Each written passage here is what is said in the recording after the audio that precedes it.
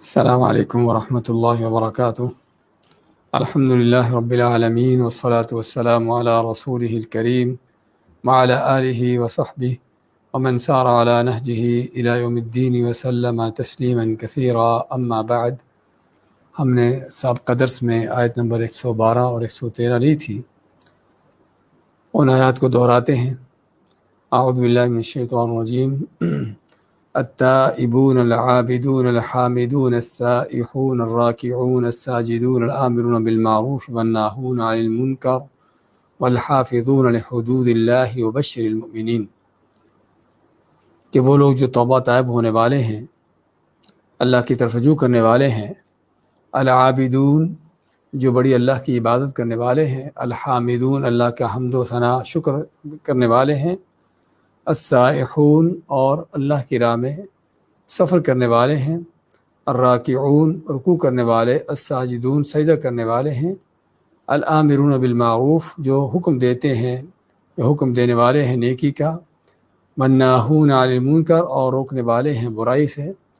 والحافظون لحدود اللہ اور حفاظت کرنے والے ہیں اللہ کی حدوں کی، وبشر المؤمنین اور بشارت دو، خوشخبری دو ایمان والوں کو۔ اس میں بیان ہوا تھا کہ ایسے آیت کی مناسبت سابقہ آیت سے اس لحاظ سے کہ سابقہ آیت میں اللہ نے جب ان لوگوں کا ذکر کیا کہ جو سچے مومن ہیں اور اپنے اس ایمان کے بنیاد پر اللہ تعالیٰ کے ساتھ جان اور مال دے کر جنت کا معاہدہ کرتے ہیں، تو اللہ تعالیٰ ان لوگوں کی صفات بیان کرتا ہے کہ ان کی صفات کیا ہیں، کہ وہ کن عظیم صفات کے حامل ہیں، کہ اللہ کی طرف رجوع کرنے والے اگر وہ غلطی گناہ ہو جاتا ہے تب بھی، اور ہر چیز کو اپنے رب کی طرف لوٹانے والے ہیں کہ اسی کا ہے ہر چیز، اور اسی کا جان بھی اس کی ہے، مال بھی اس کا ہے۔ العابدون اور اللہ کی عبادت میں بڑھ چڑھ کر ہیں، اللہ کی حمد و ثنا بیان کرتے ہیں، اللہ کی راہ میں جہاد کے سفروں پر، دعوت کے سفروں پر، ہجرت کے سفر پر اور اللہ کے دین کو حاصل کرنے سیکھنے ان سفروں پر نکلتے ہیں، اور اسی طرح نمازوں کی پابندی کرتے ہوئے رکوع سجدہ کا اہتمام کرتے ہیں، اور نہ کہ صرف اپنی اصلاح بلکہ دوسروں کی اصلاح کا بھی ان کے ہاں اس کی کوشش ہوتی ہے، نیکی کا حکم دینا، برائی سے روکنا، اور عموماً ان چیزوں کے ساتھ ساتھ اللہ تعالیٰ کی حدوں کی حفاظت کرنا، اللہ کے احکام کو ان کی پابندی کرنا۔ اور ظاہری بات ہے ان کی پابندی کے لیے ضرورت ہے ان کو جاننے کی کہ اللہ کی حدیں کیا ہیں، اللہ کے احکام کیا ہیں، تو اللہ کا دین سیکھتے بھی ہیں اور اس پر عمل پیرا بھی ہوتے ہیں۔ فرمایا وبشر المؤمنین، کہ یہ ہیں جو سچے مومن ہیں، یہ ہیں جو حقیقی مومن ہیں، کہ جن کو بشارت خوشخبری دو ہر طرح کے اللہ تعالیٰ کے انعامات کی، دنیا میں بھی اور آخرت میں بھی۔ یہ بتایا تھا کہ بشر کا لفظ یہاں پر کسی چیز کے ساتھ خاص نہیں کیا گیا کہ کس چیز کی بشارت خوشخبری ہے، تو جس میں معنی ہے کہ ان کے لیے ہر اللہ کے انعام کی، دنیا کا ہو یا آخرت کا ہو، ان کے بشارتیں اور خوشخبریاں ہیں۔ ما كان للنبي والذين آمنوا أن يستغفروا للمشركين ولو كانوا أولي قربى، نہیں تھا جائز نبی کریم صلی اللہ علیہ وسلم کے لیے اور نہ ہی مومنوں کے لیے کہ وہ استغفار کریں، بخشش کی دعا کریں مشرکوں کے لیے، کہ چاہے وہ ان کے رشتہ دار بھی، قرابت والے بھی کیوں نہ ہوں، من بعد ما تبین لهم انہم اصحاب الجحیم، اس کے بعد کہ جب ان کے لیے واضح ہو گیا کہ وہ جہنم والے جہنمی ہیں۔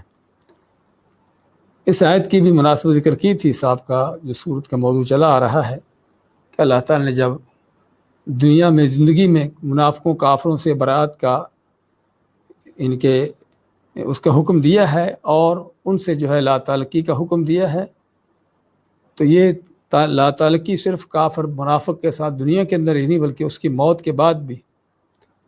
تو اس لیے فرمایا کہ نبی کریم صلی اللہ علیہ وسلم اور نہ ہی کسی مومن کے لائق ہے، ان کے لیے جائز ہے کہ وہ کسی مشرک کے لیے استغفار کریں، بخشش کی دعا کریں، چاہے وہ کتنا بھی قریبی رشتہ دار کیوں نہ ہو۔ اس بارے میں یہ بھی ذکر ہوا تھا کہ اس آیت کے شان نزول کے بارے میں ابو طالب کی وفات کا وقت ذکر کیا جاتا ہے کہ ابو طالب جب فوت ہوئے اور کلمہ نہ پڑھا انہوں نے اور ایمان نہ لائے، تو اس پر نبی کریم صلی اللہ علیہ وسلم کو اس بات کا غم بھی ہوا، اور آپ نے وعدہ بھی کیا کہ میں جب تک اللہ تعالیٰ مجھے منع نہیں کرتا میں تمہارے لیے استغفار کرتا ہوں، تو اللہ تعالیٰ نے اس آیت میں آپ کو منع فرما دیا، اور صورت قصص کی دوسری آیت میں واضح کر دیا کہ ہدایت آپ کے اختیار میں نہیں ہے، وہ اللہ تعالیٰ ہے جسے چاہتا دیتا ہے۔ اور اسی طرح آپ کی والدہ کے حوالے سے بھی اس میں ذکر آتا ہے، مفسرین نے ذکر کیا ہے کہ آپ نے اپنی والدہ کے یہ ان کی قبر کی زیارت کی اجازت مانگی تو اللہ نے دے دی، لیکن جب والدہ کی بخشش مغفرت کی دعا کی اجازت مانگی تو اللہ نے آپ کو جو ہے اس کی بخشش کی دعا کرنے کی اجازت نہ دی۔ جیسے کیا پتہ چلتا ہے کہ مشرک کے لیے مغفرت کی دعا کرنا، بخشش کی دعا کرنا، اس کا جنازہ پڑھنا جائز نہیں ہے، اگرچہ وہ کتنا بھی قریبی رشتہ دار کیوں نہ ہو۔ من بعد ما تبین لهم انما اصحاب الجحیم، اس کے بعد کہ جب ان کے لیے واضح ہو گیا کہ وہ جہنم والے ہیں۔ اور یہ واضح کب ہوتا ہے؟ کہ جب انسان کی موت ہی اس کی کفر پر، شرک پر آتی ہے، ورنہ اللہ تعالیٰ بندے کو کسی لمحے بھی ہدایت دے سکتا ہے، لیکن جب کسی کی موت ہی شرک کفر پر آتی ہے، پتہ واضح طور پر چلتا ہے کہ توبہ طائب نہیں ہوا اور یہ توحید کی طرف نہیں لوٹا، تو ایسے شخص کے لیے پھر نہ تو جنازہ پڑھنا جائز ہے، نہ کہ اس کے لیے بخشش کی دعا کرنا جائز ہے۔ اور اس میں اس بات کا بیان ہے کہ جب تک کافر زندہ ہے اس وقت تک اس کے ایمان کی، اس کی ہدایت کی امید کی جا سکتی ہے، تو اس لیے اس کے لیے ہدایت کی دعا بھی کرنا چاہیے، اور بلکہ حتیٰ کہ اس کے لیے بخشش کی دعا بھی کی جا سکتی ہے، اس لحاظ سے کہ اللہ تعالیٰ اس کو ہدایت دے اور اس کو بخش دے۔ ہدایت دیے بغیر تو بخشش نہیں ہے، تو اس کے لیے بخشش کی دعا اس لحاظ سے کی جا سکتی ہے کہ اللہ تعالیٰ اس کو ہدایت دے دے ایمان اور دین پر، اسلام پر چلنے کی، اور اس بنیاد پر جو ہے وہ اللہ تعالیٰ کی طرف سے اس کی بخشش ہو جائے۔ اس کے بعد کیا آیات لیتے ہیں؟ اعوذ باللہ من الشیطان الرجیم وما كان استغفار إبراهيم لأبيه إلا عن موعدة وعدها إياه فلما تبين له أنه عدو لله تبرأ منه إن إبراهيم لأواه حليم وما كان الله ليضل قوما بعد إذ هداهم حتى يبين لهم ما يتقون إن الله بكل شيء عليم إن الله له ملك السماوات والأرض يحيي ويميت وما لكم من دون الله من ولي ولا نصير وما كان استغفار إبراهيم لأبيه، اور نہیں تھا ابراہیم علیہ السلام کا اپنے باپ کے لیے بخشش مانگنا، الا عن موعدۃ وعدها إياه، مگر ایک وعدہ کہ جو وعدہ انہوں نے اس سے کیا تھا، فلما تبین له، پس جب ان کے لیے واضح ہو گیا، انہ عدو للہ، کہ وہ اللہ کا دشمن ہے، تبرأ منہ، تو اس سے وہ بری ہوئے، ان سے تعلق توڑ دیا، ان ابراہیم، بے شک ابراہیم علیہ السلام، لأواہ، یقیناً بڑے نرم دل، حلیم، اور بڑے بردبار تھے۔ وما كان اللہ لیضل قوما بعد اذ ہداہم، اور نہیں تھا کہ اللہ تعالیٰ کسی قوم کو لیضل، گمراہ کرتا، بعد اذ ہداہم، ان کو ہدایت دینے کے بعد،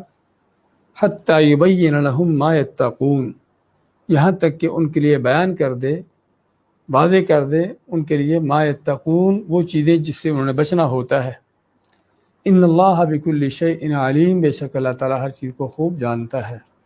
ان اللہ لہ ملک السماوات والارض، بے شک اللہ تعالیٰ ہی کے لیے ہے بادشاہت آسمان و زمین کی، یحیی و یمیت، وہی زندہ کرتا اور مارتا ہے، وما لکم من دون اللہ من ولی ولا نصیر، اور نہیں ہے تمہارے لیے کوئی اللہ کے سوا نہ کوئی دوست اور نہ کوئی مددگار۔ آیت نمبر 114 سے لے کر 116 تک کی تلاوت اور ترجمہ پیش کیا گیا ہے۔ فرماتا اللہ تعالیٰ وما كان استغفار ابراہیم لأبیہ الا عن موعدۃ وعدها ایاہ، کہ نہیں تھا ابراہیم علیہ السلام کا اپنے باپ کے لیے استغفار کرنا مگر ایک وعدے کی وجہ سے جو وعدہ انہوں نے اپنے باپ سے کیا تھا۔ اس آیت کے شان نزول میں حضرت علی رضی اللہ عنہ کی روایت آتی ہے، کہتے ہیں کہ میں نے ایک آدمی کو سنا کہ وہ اپنے ماں باپ کے لیے استغفار کر رہا تھا جبکہ وہ مشرک تھے، یعنی شرک پر مرے تھے، تو میں نے کہا کہ ان کے لیے بخشش کی دعا کر رہے ہو جبکہ وہ مشرک تھے، یعنی اس کو اس چیز سے روکا۔ تو اس نے آگے سے کہا کہ ابراہیم علیہ السلام نے اپنے باپ کے لیے استغفار نہیں کیا تھا، یعنی وہ بھی تو مشرک تھا لیکن پھر بھی انہوں نے استغفار کیا اپنے باپ کے لیے۔ تو اس پر جو ہے حضرت علی آپ صلی اللہ علیہ وسلم کے پاس آتے ہیں اور آ کے آپ کو اس بات کا ذکر کرتے ہیں، تو فرماتے ہیں کہ اس یعنی کہ اس چیز پر، یہ اس واقعے کی مناسبت سے آیت نازل ہوتی ہے، وما کان استغفار ابراہیم لابیہ الا عن موعدۃ وعدہا ایاہ، کہ ابراہیم علیہ السلام کا جو استغفار کرنا تھا، بخشش مانگنا تھا اپنے باپ کے لیے، وہ صرف ایک وعدہ تھا جو انہوں نے باپ سے کیا تھا، اور وعدے کو صرف پورا کر رہے تھے۔ یعنی جس نے ابراہیم علیہ السلام کے اس واقعے کو حجت بنایا تو اللہ تعالیٰ نے اس کا رد کیا کہ ابراہیم علیہ السلام کے واقعے کو، ان کے استغفار کرنے کو حجت دلیل نہ بناؤ، وہ تو صرف ایک وعدہ انہوں نے پورا کیا تھا جو باپ سے کیا تھا۔ اور جب ان کو واضح ہوگا، پتہ چل گیا کہ اللہ کا دشمن ہے، واقعی کافر کفر شرک پر ہے اور ہدایت پانے والا نہیں ہے، تو ان سے برات کا اعلان کیا۔ تو اصل تو ابراہیم علیہ السلام کی ان کا جو نمونہ ہے وہ یہ ہے، اور اس لیے بلکہ اللہ تعالیٰ نے سورۃ ممتحنہ میں ابراہیم علیہ السلام کے اسی نمونے کو پیش کیا ہے پورے لوگوں کے لیے، سبھی لوگوں کے لیے۔ قد كانت لكم أسوة حسنة في إبراهيم والذين معه إذ قالوا لقومهم إنا براء منكم ومما تعبدون من دون الله، کہ اللہ فرماتا ہے کہ یقیناً تمہارے لیے بڑا بہترین نمونہ ہے ابراہیم علیہ السلام اور ان کے ساتھیوں میں، کہ جب انہوں نے اپنی قوم سے کہا کہ ہم تم سے بری ہیں اور جن کی تم اللہ کے سوا پوجا کرتے ہو ان سے بھی، اور ہمارے اور تمہارے دشمنی پیدا ہو گئی جب تک تم ایک اللہ کی طرف نہیں لوٹتے، ایک اللہ کی توحید کو نہیں اپناتے۔ تو اللہ تعالیٰ نے بلکہ وہاں پر اس چیز کو، ابراہیم علیہ السلام کو بلکہ نمونہ قرار دیا ہے، اس لحاظ سے کہ وہ کس انداز سے اپنی قوم سے، مشرکوں سے، کافروں سے بری ہوتے تھے، ان سے لا تعلق ہوتے تھے، اپنے تعلقات ان سے ختم کرتے تھے۔ اور ابراہیم علیہ السلام واقعی ہی توحید کے امام ہیں، کہ جن کی امامت اللہ نے قرآن کریم میں کئی جگہوں پر بیان کی ہے، اور بلکہ رسول کریم صلی اللہ علیہ وسلم کو بھی حکم دیا فاتبع ملت ابراہیم حنیفہ، کہ آپ بھی ابراہیم علیہ السلام کے، ان کے شریعت، ان کے دین، یعنی ان کا جو طریقہ تھا اللہ کی توحید پر چلنے کا، آپ بھی ان کے طریقے پر چلو۔ تو اس لیے ابراہیم علیہ السلام کا باپ کے لیے استغفار کرنا کسی کے لیے حجت نہیں ہے، بلکہ وہ صرف ایک وعدے کی بنیاد پر تھا کہ جو انہوں نے کیا تھا، اور اللہ تعالیٰ نے پھر جب ان کو پتہ چلا کہ دشمن اللہ کا، تو ان سے بری ہونے کا اعلان کر دیا۔ اور دوسری چیز یہ ہے کہ اس کے بعد اللہ تعالیٰ نے جب یہ آیت نازل کر دی ہمارے لیے خاص طور پر کہ کسی مشرک کے لیے دعا نہیں کرنا، جیسا کہ سابقہ آیت ہم نے پڑھی ہے، تو اس کے بعد کوئی گنجائش نہیں رہتی کہ آدمی اس آیت کو، اللہ کے اس واضح فرمان کو چھوڑ کر جو ہے کسی اور چیز کو حجت بناتا پھرے۔ ہاں، بعض لوگوں کو یہ انداز ہوتا ہے کہ جو ان کا ذہن ہوتا ہے، جو ان کی سوچ و فکر ہوتی ہے، اور جو وہ کرنا چاہتے ہیں، اس کے لیے پھر دلیلیں ڈھونڈتے ہوئے یا دلیلیں بناتے ہوئے ایسی چیزیں کر جاتے ہیں کہ قرآن سنت کے بعد دلیلوں کو چھوڑ کر کوئی ایسا واقعہ، کوئی ایسی چیز لے لیتے ہیں کہ دیکھیے اس میں ایسا ہوا تو ہمیں بھی ایسا کرنے کی اجازت ہے۔ تو جب قرآن سنت کی دلیلیں واضح کسی مسئلے پر آ جاتی ہیں، تو اس میں پھر اس طرح کی چیزوں کو لینا، ان کو پکڑنا، ان سے حجتیں لینا، اس کی اجازت نہیں ہے۔ تمہارے کما کان استغفار و ابراہیم لابیہ، اور نہیں تھا استغفار کرنا ابراہیم علیہ السلام کا اپنے باپ کے لیے، الا عن موعدۃ وعدہا ایاہ، سوا ایک وعدے کے جو انہوں نے وعدہ باپ سے کیا تھا۔ وعدہ کیا تھا؟ اس وعدے کا اللہ تعالیٰ نے ذکر کیا ہے سورہ مریم وغیرہ میں، قال سلام علیک ساستغفر لک ربی انہ کان بی حفیہ، کہ جب باپ نے ابراہیم علیہ السلام کو گھر سے نکل جانے کو کہا تو انہوں نے باپ کو کہا کہ سلام علیک، کہ تجھ پر سلامتی ہو، ساستغفر لک ربی، میں تیرے لیے استغفار کروں گا، بخشش مانگوں گا اپنے رب سے، انہ کان بی حفیہ۔ اور اس طرح دوسری آیت میں بھی لا استغفرن لک وما املک لک من اللہ شیئا، انہوں نے وعدہ کیا تھا باپ سے کہ میں تیرے لیے استغفار کروں گا، بخشش مانگوں اللہ سے، لیکن تیرے لیے اللہ کے پاس سے، اللہ کے ہاں تیرے لیے کوئی میرے اختیار نہیں ہے، لیکن صرف اگر میں کر سکتا ہوں تو تیرے لیے بخشش مانگ سکتا ہوں۔ اور بخشش کی دعا کی بھی، واغفر لی ابی انہ کان من الضالین ولا تخزنی یوم یبعثون، جس طرح کہ سورۃ الشعراء میں ہے کہ انہوں نے دعا کی وہاں پر کہ ابراہیم اپنے باپ کے لیے کہ میرے باپ کو یعنی اس کی بخشش کر دے، انہ کان من الضالین، بے شک وہ گمراہوں میں سے تھا، ولا تخزنی یوم یبعثون، اور مجھے قیامت کے دن جس دن ان کو اٹھایا جائے گا اس دن رسوا ذلیل نہ کرنا، کیونکہ اس دن اگر مجرموں کے کٹہرے میں کھڑا ہوا اور مشرکوں کافروں کے ساتھ جہنم کو جا رہا ہوگا تو ظاہر بات ہے بہت بڑی ذلت ہے۔ اور اس لیے صحیح حدیث بخاری میں آتا ہے کہ ابراہیم علیہ السلام قیامت کے دن اپنے باپ کے جب دیکھیں گے کہ وہ اس کو جہنم کی طرف لے جایا جاتا ہے، اس کو فرشتے جہنم کو لے جا رہے ہیں، تو اللہ تعالیٰ سے فرمائیں گے کہ اللہ تعالیٰ میری اس سے بڑھ کر اور رسوائی کیا ہوگی کہ میرا باپ جو ہے وہ اس کو پوری مخلوقات کے سامنے جہنم کو لے جایا جا رہا ہے۔ تو اس وقت اللہ تعالیٰ ابراہیم علیہ السلام کو حکم دیں گے کہ اپنے پاؤں کی طرف دیکھو۔ جب پاؤں کی طرف دیکھیں گے تو کیا دیکھیں گے کہ ان کا باپ جو ہے اس کی شکل بجو کی شکل بدلی، یعنی کہ اس میں بگڑ چکی ہے، بجو کی شکل بن چکی ہے، اور وہ گندگی سے لتھڑا ہوا ہے، اور فرشتے جو ہیں اس کے پاؤں سے پکڑ کر اس کو جہنم میں پھینک رہے ہیں۔ اس میں ابراہیم علیہ السلام کی جو سفارش تھی باپ کے لیے اس کا بھی پتہ چل گیا کہ مشرک کے لیے سفارش اس کا فائدہ نہیں ہوتا، چاہے نبی کا باپ بھی کیوں نہ ہو، چاہے اللہ کے خلیل کا باپ بھی کیوں نہ ہو، جس طرح کہ ابراہیم علیہ السلام ہے۔ تو انہیں اپنے باپ کے لیے سفارش کرنا چاہیے، اور سفارش بھی اس کی ذات کے لیے نہیں بلکہ اپنے آپ کو ذلت سے رسوائی سے بچانے کے لیے، کہ سبھی لوگوں کے سامنے باپ جہنم میں ڈالا جائے گا، اس سے بڑھ کر ذلت رسوائی کیا ہوگی۔ تو لیکن اللہ تعالیٰ نے اپنے قانون کو، اپنے ضابطے کو، اس کو باقی اور جاری رکھا کہ مشرک کے لیے مغفرت نہیں ہے، اس کی بخشش نہیں، ان اللہ لا یغفر ان یشرک بہ، کہ اللہ تعالیٰ نہیں معاف کرتا، نہیں بخشتا کہ اس کے ساتھ شرک کیا جائے۔ اور مشرک کے لیے جو جنت کا حرام ہونے کا اللہ نے فیصلہ کیا ہوا تھا، اللہ نے اس فیصلے کو باقی اور جاری رکھا، انہ من یشرک باللہ فقد حرم اللہ علیہ الجنہ،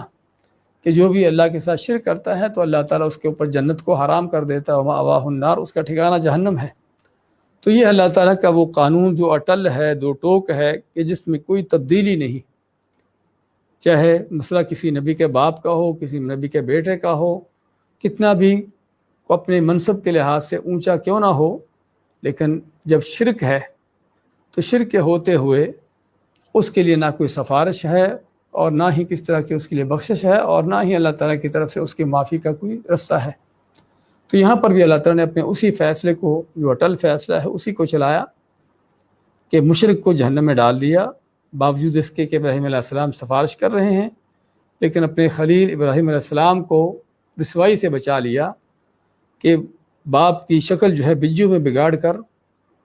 اس کو اس انداز سے پھینکوایا گیا کہ تاکہ اس کو کوئی پہچانے ہی نہ کہ وہ یہ کون ہے، ابراہیم علیہ السلام کا باپ ہے۔ اور یہ اللہ تعالیٰ کا اپنے بندوں پر، اپنے خاص بندوں پر انعام، کہ وہ اس طرح کے حالات میں بھی اپنے بندوں کا جو مقام ہے، ان کی جو عزت ہے، ان کی حیثیت کو محفوظ رکھتا ہے، باقی رکھتا ہے، اور اس میں جو شرک کا پہلو آتا ہے، کسی کی طرف سے کوئی شرک کا معاملہ ہوتا ہے، وہ اسی پر ڈالتا ہے جس نے کیا ہوتا ہے، اور اپنے نبیوں کو، رسولوں کو، اپنے خاص بندوں کو اللہ تعالیٰ ان سے بری کر دیتا ہے، ان سے بالاتر کر دیتا ہے۔ تو جسے پتہ چلا کہ شرک ایسا جرم ہے کہ جس کی کسی قیمت معافی نہیں ہے، اگر آدمی بغیر توبہ کیے مر جاتا ہے۔ اگر اس کی معافی ہو سکتی ہوتی اور شرک کی کو بخشش ہو جائے، مشرک کی بخشش ہو سکتی ہوتی مرنے کے بعد بغیر توبہ کے، تو ابراہیم علیہ السلام کے باپ کی ہونا چاہیے تھی، لیکن یہاں واضح دیکھا جاتا ہے کہ اس کی کوئی بخشش نہیں ہوتی، بلکہ اس کو جہنم میں ڈالا جاتا ہے۔ وما كان استغفار ابراہیم لأبیہ الا عن موعدۃ وعدها ایاہ، وعدہ جو انہوں نے کیا تھا اس وعدے کی بنیاد پر ان کے استغفار کرنا تھا۔ فلما تبین له انه عدو للہ، پس جب ان کے لیے واضح ہو گیا کہ وہ اللہ کا دشمن ہے، باپ اللہ کا دشمن ہے، اور یہاں پر ابراہیم لأبیہ پہلے جملے کے اندر اس کے اپنے باپ، پھر آگے چل کر انہ عدو للہ کہ وہ اللہ کا دشمن ہے، جس سے کیا پتہ چلا کہ ابراہیم علیہ السلام کا باپ تھا جو کافر تھا، جو اللہ کا دشمن تھا، نہ کہ چچا اور نہ کوئی دوسرا۔ اور قرآن کریم میں بڑی وضاحتوں کے ساتھ اس چیز کو بیان کیا گیا، یہاں پر بھی اور دوسروں پر بھی۔ سورۃ الانعام میں بھی اللہ تعالیٰ نے صاف طور پر ابراہیم علیہ السلام کے باپ کا نام بھی لیا، اذ قال ابراہیم لابیہ آزر، کہ جب ابراہیم علیہ السلام نے اپنے باپ آزر سے کہا۔ اور اس لیے یہ بات کر رہا ہوں کیونکہ ہمارے ہاں بعض گمراہ کن لوگ اپنے گمراہ کن عقائد کی بنیاد پر ایسی چیزوں کا انکار کرنے کی کوشش کرتے ہیں کہ ابراہیم علیہ السلام کا جو ذکر آتا ہے قرآن کریم میں، ان کا باپ نہیں بلکہ ان کا چچا تھا یا کوئی دوسرا شخص تھا۔ کس لیے؟ کیونکہ ان کے ہاں، ان گمراہ لوگوں کے ہاں، ان بدعت کے مشرکوں کے ہاں یہ ہے کہ انبیاء جو ہے وہ اللہ کا نور ہوتے ہیں، اور یہ نور کسی کافر سے آگے منتقل نہیں ہوتا۔ تو کیسے جو ممکن ہے کہ باپ کافر ہو اور اس کافر سے جو ہے اللہ کا خلیل نبی پیدا ہو جائے؟ ان کے ہاں اس گمراہ کن فلسفے کی بنیاد یہ ہے کہ چونکہ ان کے ہاں انبیاء جو ہے نور ہوتے ہیں، اور یہ اللہ کا نور پشت در پشت جو ہے وہ کسی نیک متقی ایمان والے کے اندر ہی چلتا ہے، کافر کے اندر نہیں چلتا۔ یہ سراسر ان کا من گھڑت فلسفہ ہے جس کی کوئی حقیقت نہیں۔ ہم ابراہیم علیہ السلام کے بارے میں واضح طور پر قرآن کریم میں دیکھتے سنتے ہیں، اور پھر یہ بھی کہ نوح علیہ السلام کا بیٹا بھی کافر ہے، اور اسی طرح سے مختلف انبیاء کے معاملات۔ لیکن جب قرآن و سنت کو ترک کیا جاتا ہے، نظر انداز کیا جاتا ہے، تو پھر اس طرح کے من گھڑت فلسفے لوگ بناتے ہیں کہ جن کی کوئی بنیاد نہیں ہوتی۔ تو علی کل حال اس میں کوئی شک نہیں کہ جس کا ذکر آ رہا ہے قرآن کریم میں بار بار، وہ ابراہیم علیہ السلام کا حقیقی باپ ہے۔ سورہ مریم میں بار بار ابراہیم علیہ السلام کا اپنے باپ کو کہنا یا ابتی یا ابتی، تو یا ابتی کسی چچا کو کہا جاتا ہے، کسی اور شخص کو کہا جاتا ہے، لیکن یہ ہے قرآن و سنت سے روگردانی کا اس کا انجام کہ آدمی کس انداز سے کھلی اور واضح آیات ہونے کے باوجود بھی ان کا انکار کرتا ہے، ان کے برعکس چلتا ہے۔ تو خیر سے پتہ چلا کہ جس کا ذکر ہو رہا ہے وہ ابراہیم علیہ السلام کا باپ ہے، اور وہ کیا ہے؟ وہ عدو للہ، اللہ کا دشمن ہے۔ اس سے یہی پتہ چلا کہ ہر مشرک کافر اللہ کا دشمن ہے، چاہے وہ اللہ کی دوستی کے کتنے بھی دم کیوں نہ بھر لے۔ کوئی عیسائی ہو، کوئی یہودی ہو، خاص طور پر جو اللہ کو ماننے کے دعویٰ کرتے ہیں، تو کتنے بھی اللہ تعالیٰ کی محبتوں کے دعوے کیوں نہ کر لیں، وہ اللہ کے دشمن ہیں۔ اور اسے پتہ چلا کہ دشمنی کا انداز کیا، دشمنی کیا ہوتی ہے؟ کیا دشمنی صرف یہ ہوتی ہے کہ کسی کو مارنا کاٹنا؟ یہ اصل دشمنی جو ہے کسی کے حکم کے خلاف چلنا۔ تو اصل دشمن یہ ہوتا ہے کہ جو آپ چاہتے ہو، جو آپ کرتے ہو، آپ کی ہر چیز میں مخالفت کرے، خلاف ورزی کرے۔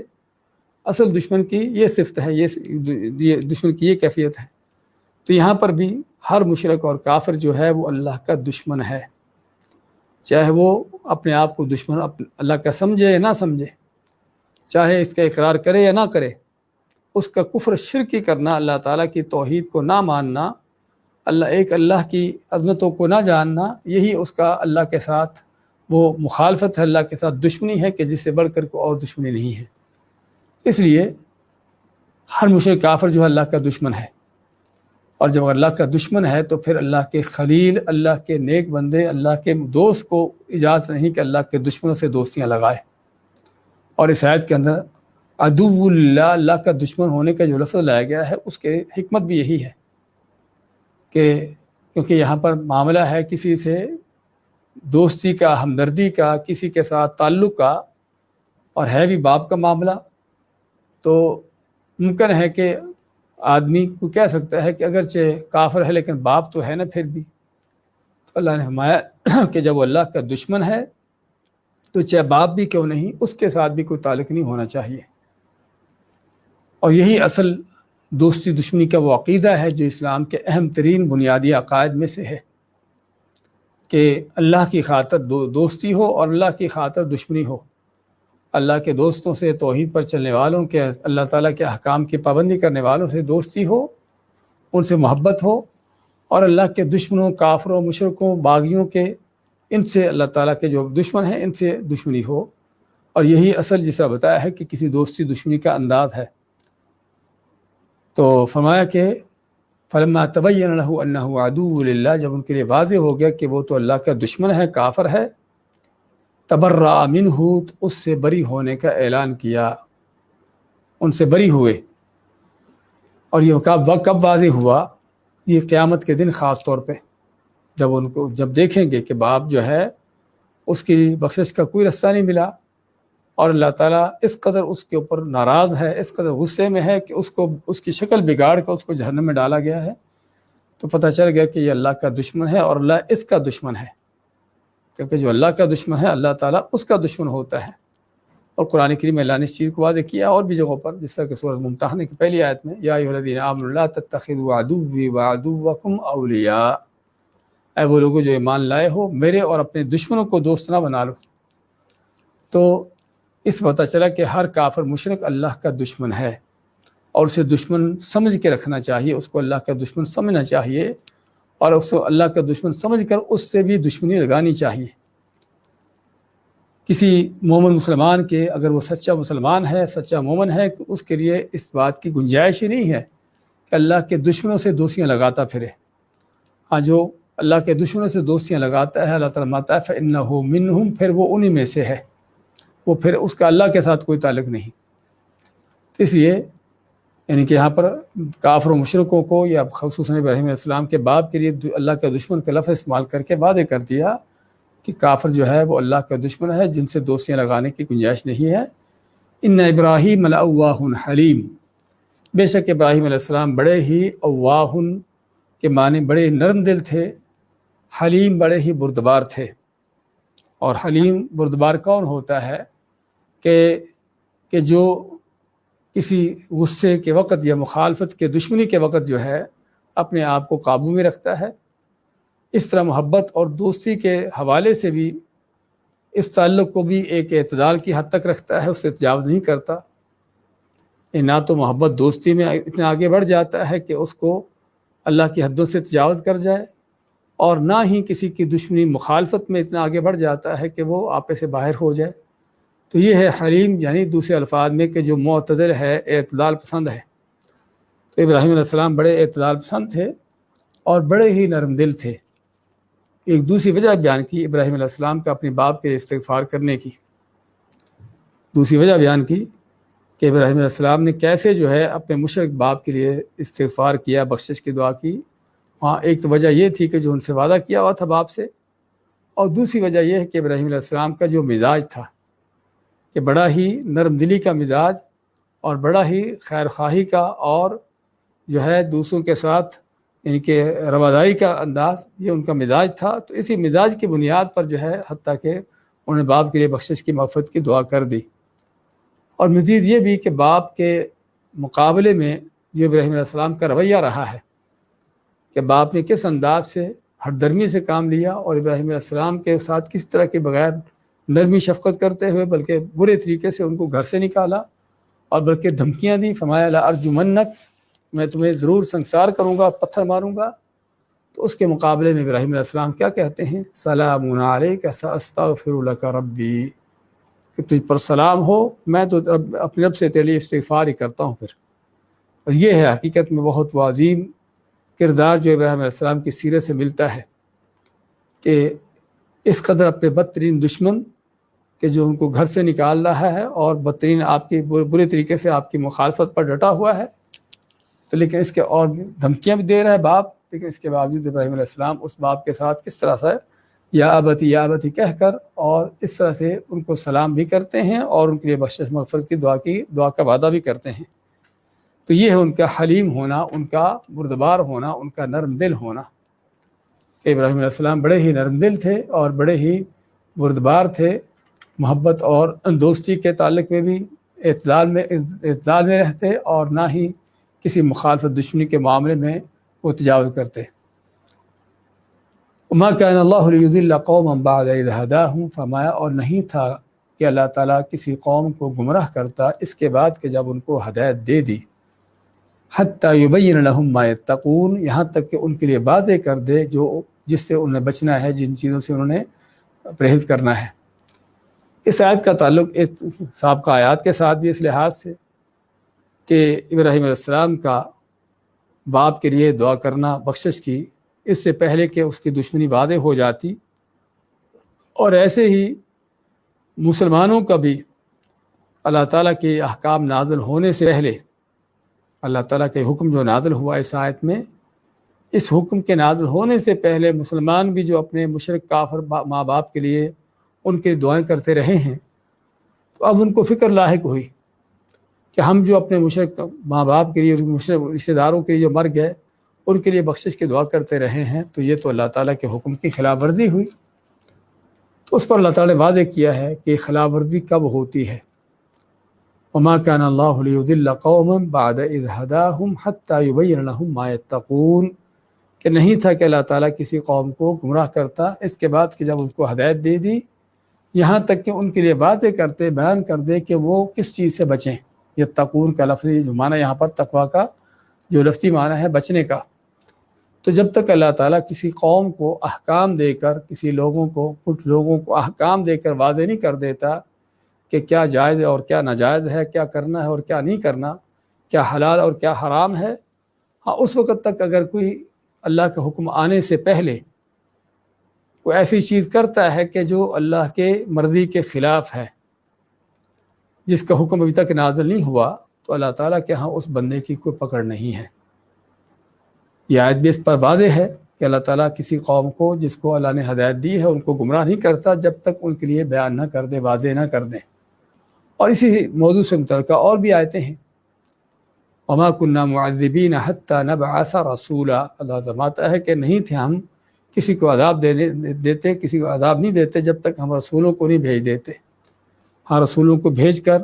حجت قائم ہو جاتی ہے، اللہ کے احکام لوگوں کو بتا دیے جاتے ہیں، واضح کر دیے جاتے ہیں، اور پھر بھی جب لوگ ان سے روگردانی کرتے ہیں، ان کو نہیں مانتے، تو اس وقت پھر ان کے اوپر اللہ تعالیٰ کی طرف سے وہ گناہ گار بھی ٹھہرائے جاتے ہیں، اور اللہ کا عذاب بھی، ان کی گرفت بھی آتی ہے۔ اور بلکہ گرفت آنے کے ساتھ اللہ کے ان احکام کے نافرمانی کا نتیجہ یہ ہوتا ہے کہ وہ گمراہ ہو جاتے ہیں۔ تو ما كان الله ليضل قوما بعد إذ هداهم، کہ نہیں تھا کہ اللہ تعالیٰ کسی قوم کو گمراہ کرتا اس کے بعد کہ جب ان کو ہدایت دے دی، حتی یبین لهم ما يتقون، یہاں تک کہ ان کے لیے بیان کر دے اللہ تعالیٰ جو جس چیز سے انہیں بچنا ہے، اللہ کے احکام کیا ہیں، اللہ کے ان کے اوامر کیا ہیں، حلال و حرام کیا ہے، جائز و ناجائز کیا ہے، اللہ تعالیٰ جب بیان کر دیتا ہے تو اس کے بعد اگر کوئی ان کی مخالفت کرتا ہے تو یہ ہے کہ جو پھر گمراہ ہوتا ہے، جس سے پتہ چلا کہ گناہ جو ہیں وہ گمراہی کا رستہ ہے۔ اللہ کی نافرمانیاں، اللہ کے احکام کی خلاف ورزیاں کرنا، اصل یہی وہ رستہ ہے، کہ وہی چیز ہے کہ جس سے آدمی جس چیز کو کر کے گمراہ ہوتا ہے۔ اور اس آیت سے یہ بھی پتہ چلا کہ اللہ تعالیٰ کے ہاں ہدایت دینے کا اور کسی کو گمراہ کرنے کا جو وہ طریقہ کیا ہے، کہ اللہ تعالیٰ بندوں کی رہنمائی کرتا ہے، ان کے عمل، ان کے فکر کی اصلاح کے لیے نبیوں کو، کتابوں کو بھیجا، اور ان کو خود کو الہام دیا نیکی برائی کا۔ اور پھر جب کوئی آدمی اس اللہ کے دیے ہوئے رستوں پر چلنے کی کوشش کرتا ہے تو اللہ تعالیٰ پھر اس کو چلنے کی توفیق دے دیتا ہے۔ والذین جاہدوا فینا لنہدینہم سبلنا، اللہ فرماتا ہے کہ وہ لوگ جو ہمارے رستوں پر چلنے کی کوشش کرتے ہیں ہم ان کو اپنے رستے چلا دیتے، ان کو دکھا دیتے ہیں۔ تو یہ ہے ہدایت پانے کا انداز، کہ اللہ تعالیٰ نے جو ہدایت نازل کی ہے اپنے نبیوں کے ذریعے سے، عمل کی، فکر کی، عقیدے کی، ایمان کی، جو بھی ہے، جب انسان اس چیز کو سیکھتا ہے، جانتا ہے، پڑھتا ہے، اور پھر اس پر عمل پیرا ہونے کی کوشش کرتا ہے تو اللہ تعالیٰ پھر اس کو توفیق بھی دے دیتا ہے اس پر چلنے کی۔ اور اس کے مد مقابل اللہ تعالیٰ کے احکام آتے ہیں، اللہ تعالیٰ بندوں کے لیے ان کے اپنے احکام جاری کرتا ہے، واضح کرتا ہے، لیکن پھر بھی دوسرا شخص جو ہے وہ ان چیزوں کو دیکھ کر، سن کر بھی اس کے خلاف چلتا ہے، اس کو اللہ کے احکام جاننے کی ضرورت محسوس نہیں ہوتی۔ ہاں تو یہ کیا ہے؟ یہ ہے وہ شخص جو بدبختی خود اس کا رستہ اختیار کیا ہے گمراہی کا۔ اور پھر ایسے لوگوں کے لیے اللہ تعالیٰ کا فیصلہ کیا ہے؟ نولیہ ما تولی، کہ جو انہوں نے گمراہی کا رستہ لیا ہوتا ہے ہم اس کو ادھر ہی چلا دیتے ہیں۔ ومن یشاقق الرسول من بعد ما تبین له الہدی ویتبع غیر سبیل المؤمنین، جیسا کہ سورۃ النساء فرمایا اللہ تعالیٰ نے کہ جو اللہ کے نبی صلی اللہ علیہ وسلم کی خلاف ورزی کرتا ہے اس کے بعد کہ جب ہدایت واضح ہو گئی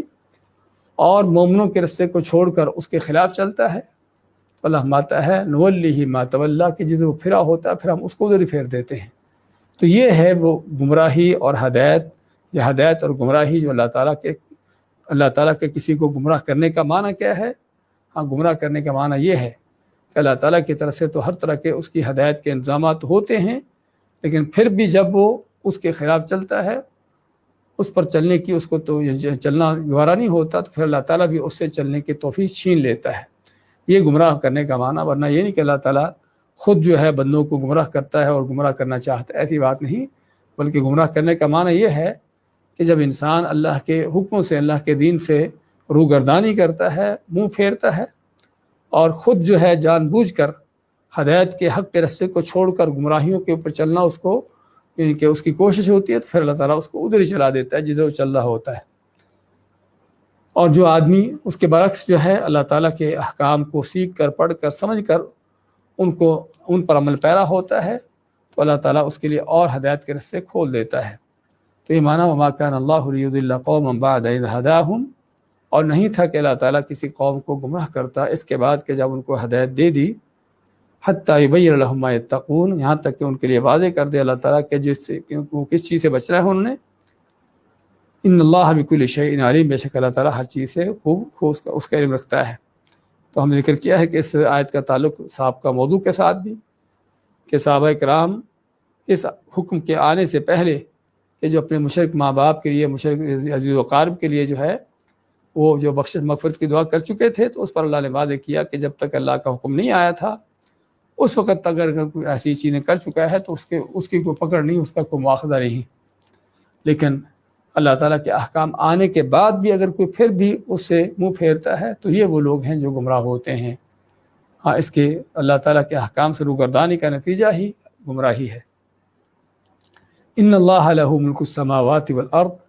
بے شک اللہ تعالیٰ ہی ہے کہ جس کے لیے بادشاہت ہے آسمان و زمین کی، یحیی و یمیت، وہی زندہ کرتا اور مارتا ہے، وما لکم من دون اللہ من ولی ولا نصیر، اور نہیں ہے تمہارے لیے اللہ کے سوا کوئی بھی کس طرح کا کوئی دوست اور نہ کوئی مددگار۔ اس آیت کا موضوع کیا ہے، تعلق کیا ہے سابقہ آیتوں کے ساتھ، کہ اللہ تعالیٰ جو بیان فرماتا ہے کہ بے شک تمام آسمان و زمین کی بادشاہتیں، ملکیتیں اللہ کی ہیں، اللہ کی قدرتیں، اختیارات یہ ہیں کہ وہی زندہ کرتا مارتا ہے، اور پھر یہ کہ تمہارے لیے اللہ کے سوا کوئی حامی و ناصر، کوئی مددگار نہیں ہے۔ تو اس آیت کی مناسبت صاحب کا موضوع کے ساتھ اس لحاظ سے کہ جب اللہ تعالیٰ نے کافروں سے، منافقوں سے بائیکاٹ کرنے سے، ان سے تعلق توڑنے کا حکم دیا، تو اب کافروں سے تعلق، جب منافق سے تعلق ٹوٹے گا تو پھر مخالفت پیدا ہوگی، دشمنی پیدا ہوگی، اور بعض اوقات مار کا آرائی ہوگی۔ اس لیے کہ جب کہ ظاہر بات ہے کہ جب تعلق توڑا گیا ہے، بائیکاٹ کیا گیا ہے، اس کے نتیجے میں نقصانات ہوتے ہیں، دشمنیاں پیدا ہوتی ہیں۔ تو اللہ تعالیٰ فرماتا ہے کہ اگر تم کافروں سے بائیکاٹ کرتے ہو، منافقوں سے تعلق توڑتے ہو، اور اس کے نتیجے میں تمہیں کوئی نقصانات ہونے کے خدشات ہیں، خطرات ہیں، کہ کافر ناراض ہو کر ہمارا کوئی نقصان نہ کر دیں، منافق جو ہے ناراض ہو کر ہمارے خلاف کوئی سازش نہ کر دیں، تو اللہ فرماتا ہے کہ اس حالت میں تمہیں معلوم ہونا چاہیے کہ جس اللہ کی خاطر تم نے ان سے بائیکاٹ کیا ہے، جس اللہ کے حکم کے مطابق تم نے ان سے تعلق توڑا ہے، نہ سمجھو کہ اس طرح کے اس موقع پر وہ اللہ تم کو اکیلا چھوڑے گا، بلکہ وہ اللہ تعالیٰ تمہارا حامی و ناصر ہے، مددگار ہے۔ میں ان اللہ لہ ملک السماوات والارض، کہ بے شک اللہ تعالیٰ ہی ہے جس کے لیے بادشاہت ہے آسمان و زمین کی، اور لہو کا لفظ پہلے آنا، ملک السماوات یہ چیزیں بعد میں آنا، اس چیز کو خاص کرتا ہے کہ اللہ تعالیٰ ہی ہے کائنات میں جو ان تمام چیزوں کا مالک ہے، اس کی ملکیت میں ہے ہر چیز، اور اللہ کے سوا کسی کے ان پر کوئی ملکیت نہیں ہے۔ جس سے پتہ چلا کہ اللہ کے سوا اوروں کو مالک الملک، ان کو مختار کل کہنا اور ہر طرح کی ملکیتیں ان کے ہاتھ میں دے دینا سراسر قرآن کی خلاف ورزی ہے۔ یحیی و یمیت، اللہ تعالیٰ ہی ہے جو زندہ کرتا اور موت مارتا ہے، زندگی موت کے اختیارات بھی صرف اللہ ہی کے پاس ہیں، کسی اور کے پاس نہیں ہے۔ وما لکم من دون اللہ من ولی ولا نصیر، اور نہیں ہے تمہارے لیے اللہ کے سوا کوئی مددگار، کوئی دوست اور نہ کوئی مددگار، کہ وہی تمہارا حقیقی حامی و ناصر ہے، حقیقی تمہارا مولا اور نصیر ہے، کہ جو تمہاری اس طرح کے موقعوں پر مدد کرتا ہے۔ تو جس میں اس بات کا بیان ہے کہ کافروں سے اگر تعلق ٹوٹتے ہیں تو اس کے پیچھے نقصانات جو تمہیں ہونے کے خدشات ہیں، تو پتہ ہونا چاہیے کہ اللہ تعالیٰ جب ساتھ ہے اور اللہ تعالیٰ مدد کر رہا ہے، تو پھر تمہیں کسی طرح سے کسی کافر کے، کسی اس طرح کے لوگوں کی مخالفتوں کا ڈر نہیں ہونا چاہیے۔ اگر دنیا جہان کے لوگ بھی تمہارے مخالف ہو جائیں، لیکن اللہ تعالیٰ تمہارا ساتھ دے رہا ہے اور اللہ کی مدد نصرت تمہارے ساتھ ہے، تو سبھی لوگ دنیا جہان کی مخلوقات مل کر بھی کوئی نقصان نہیں کر سکتی۔ وَاعْلَمْ لَوْ أَنَّ الْأُمَّةَ اجْتَمَعَتْ عَلَىٰ أَن يَضُرُّوكَ بِشَيْءٍ لَمْ يَضُرُّوكَ إِلَّا بِشَيْءٍ قَدْ كَتَبَهُ اللَّهُ عَلَيْكَ۔ جس طرح فرماتے ابن عباس کو کہ جان لو کہ اگر پوری امت کے لوگ بھی تمہارا کو مل کر نقصان کرنا چاہیں تو نقصان نہیں کر سکتے سوائے کہ جو اللہ نے لکھا ہوا ہے۔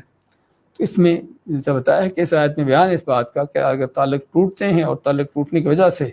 تمہیں کوئی نقصانات ہونے کے اندیشے ہیں، تو اس پر معلوم ہونا چاہیے کہ سبھی مخلوقات اللہ کی ہیں، وہی زندہ کرتا مارتا ہے، اور تمہارے لیے اللہ کے سوا کوئی حامی و ناصر نہیں ہے، کہ جس میں اس بات کی تعلیم ہے کہ ان حالات میں صرف ایک اللہ ہی سے تعلق جوڑنے کی ضرورت ہے۔ دوبارہ دیکھیں آج کیا کہتے ہیں، وما کان استغفار ابراہیم لابیہ، اور نہیں تھا استغفار کرنا، بخشش مانگنا ابراہیم علیہ السلام کا اپنے باپ کے لیے، الا عن موعظۃ وعدہا ایاہ، سوائے ایک وعدے کے جو انہوں نے وعدہ کیا تھا اپنے باپ سے، فلما تبین لہ، پس جب ان کے لیے واضح ہو گیا، انہ عدو للہ، کہ وہ اللہ کا دشمن ہے، تبرأ منہ، تو ان سے برات کا اعلان کیا، ان ابراہیم لأواہ حلیم، بے شک ابراہیم علیہ السلام بڑے ہی نرم دل اور بڑے ہی حلیم بردبار تھے۔ وما كان اللہ لیضل قوما بعد اذ ہداہم، اور نہیں تھا کہ اللہ تعالیٰ کسی قوم کو گمراہ کرتا اس کے بعد کہ جب ان کو ہدایت دے دی، حتی یبین لہم ما یتقون، یہاں تک کہ ان کے لیے اللہ تعالیٰ بیان کر دے، واضح کر دے وہ کس چیز سے بچیں۔ ان اللہ بکل شیء علیم، بے شک اللہ تعالیٰ ہر چیز کو خوب جانتا ہے۔ ان اللہ لہ ملک السماوات والارض، بے شک اللہ تعالیٰ ہی وہ ذات ہے کہ جس کے ہاتھ میں بادشاہت ہے آسمان زمین کی، یحیی و یمیت، وہی زندہ کرتا اور مارتا ہے۔ وما لکم من دون اللہ من ولی ولا نصیر، اور نہیں ہے تمہارے لیے اللہ تعالیٰ کے سوا کوئی مددگار، نہ کوئی ولی دوست اور نہ ہی کوئی مددگار۔ بارک اللہ فیک۔